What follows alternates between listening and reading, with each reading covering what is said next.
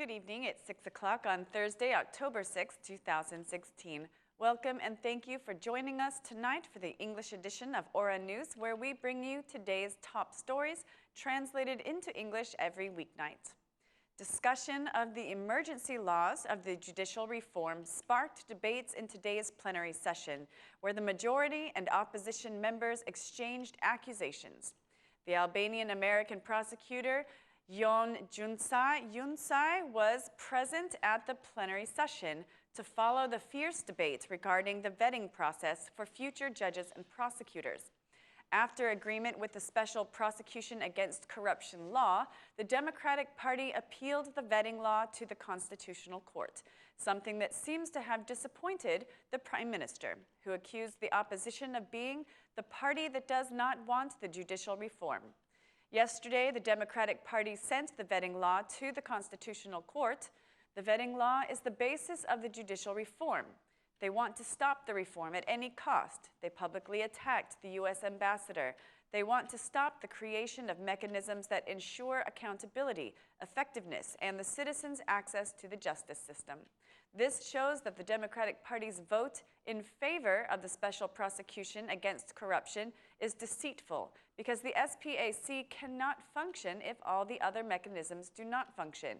They want the SPAC to have corrupt prosecutors, like the one who received an €18,000 bribe from a citizen. The Special Prosecution Against Corruption cannot be established without the vetting law. Corrupt judges cannot be removed without the vetting law, declared the Prime Minister Edi Rama in Parliament, adding that the judicial reform will move forward despite the Democratic Party's will. But according to the former Prime Minister, Edi Rama wants to control the justice system by appointing his people into the system. The opposition's battle is for the judicial reform. Edi Rama is making efforts to keep his control over the Special Prosecution Against Corruption. The vetting law skips constitutional provisions. That's why we appealed it. The Constitution's articles have been changed to favor certain people. This is Edi Rama's reform to save his people. He says we are hampering the vetting law. The Venice Commission rejected the majority's version of the vetting law. Voting on the Special Prosecution Against Corruption is a historic moment. Regarding the other laws, we will vote for them only if they are based on the Constitution. Otherwise, we will continue with our battle against the traffickers who want to control the justice system, declared the former Prime Minister Sali Berisha, adding that the Democratic Party will appeal unconstitutional laws not only in constitutional court, but also in every international forum.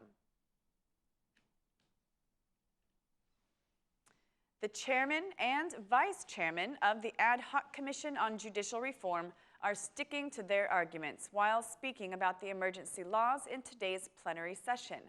The chairman of the Ad Hoc Commission said that the reform brings a corrupt justice to a close and assured all that every law is in respect of a consensual constitution and of the Venice Commission's recommendations.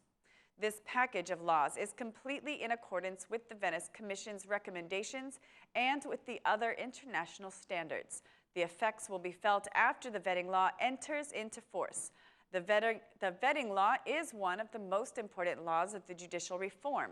Many judges and prosecutors who cooperate with politicians and crime do not deserve to be in the justice system. Removal of corrupt judges and prosecutors is the first step. The vetting law will clean the justice system. The law aims to give citizens access to the justice system. The reform will return dignity to judges and prosecutors, said the chairman. But the vice chairman of the Ad Hoc Commission declared that the majority is undoing the Constitution, placing justice institutions in the Prime Minister's hands. You wanted to have control over the justice system. The Democratic Party did not allow the majority's control over justice. The Venice Commission did not accept your draft. We asked for the implementation of Recommendation 88. The July 22nd agreement was destroyed.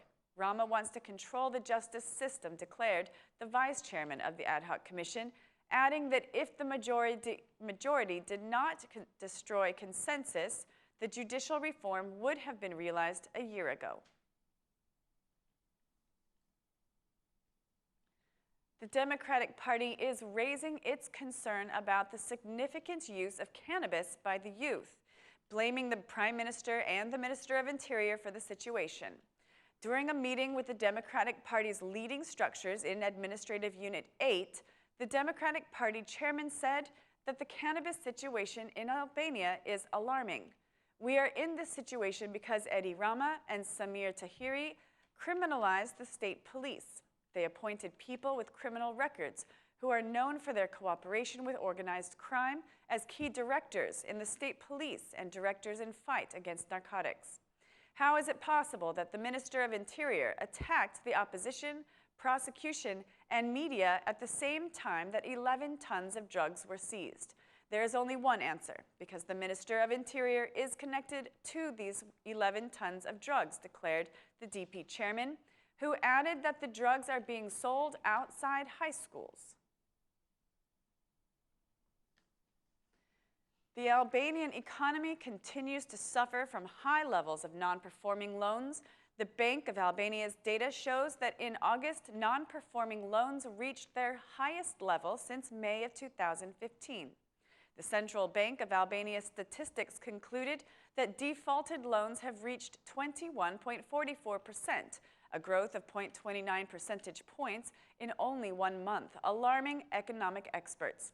Non-performing loans by businesses have the largest impact as their installments are not being paid to the commercial banks. Banks are facing difficulty in collecting loan repayments, and the growth of non-performing loans proves the need to more closely monitor this process. The Central Bank of Albania expects the trend of non-performing loans to decline, although there may be fluctuations in how many begin to repay. The Association of Banks estimates that this situation negatively impacts the business climate. The banks are very concerned about collateral execution, the process of customers not returning loaned funds, and there is a greater hesitation about giving loans. The World Bank has also expressed its concern about the high level of defaulted loans in Albania, suggesting a solution be found for the problem. The level of trade exchanges and tourism between Albania and Serbia continues to be low. The Vice Minister of Foreign Affairs attended a tourism development meeting today for boosting tourism between Albania and Serbia. He declared that there are several factors affecting the low exchanges, such as existing divisions in the region and poor infrastructure. But despite this fact, the chairwoman of the Serbian Association of Tourism says that there are a higher number of Serbian people who wish to visit Albania. Right now, we aim to create tourist destinations in the Balkans because we want to attract Asian tourists, giving them the opportunity to visit several states. We want to emphasize that there is an increased interest in Serbian tourists for visiting Albania. We think your country has great potential to attract tourists, declared the chairwoman of the Serbian Association of Tourism. Meanwhile, the General Director of National Tourism Agency declared that Albanian exports into Serbia totaled 3.2 million lek in 2015. This is the second year the Ministry of Social Welfare has tested employees of social care institutions for their skills in providing social care, and 394 social care employees have been tested by the Ministry of Social Welfare so far. The minister declared that all those employees who do not pass the test will be dismissed. After recent cases of violent or abusive conduct by social caregivers, the Minister of Social Welfare declared that there will be zero tolerance for inappropriate care. We will test all social employees, all the staff and directors of social care institutions. There will be a rigorous assessment, and those who fail the test will be immediately dismissed from social care institutions, declared the Minister of Social Welfare and Youth.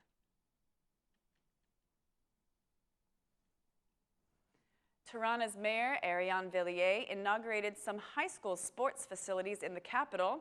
The mayor declared that the residents of Administrative Unit 10 can also use the high school sports facilities. This is an investment that has double benefits. This is an investment for students and also for Administrative Unit 10 residents who can use the gym and sports facilities after school time. City Hall added 20% to the funds in order to have quality infrastructure, just like European schools, said the mayor, adding that the investment in this high school is a model for all education institutions in the capital. The mayor believes that such investments will involve the youth with physical activities. That's all for our English edition this evening. Please join us again Monday through Saturday at 6 p.m. for your local news in English. My name is Mari, and on behalf of Aura News, thank you and good night.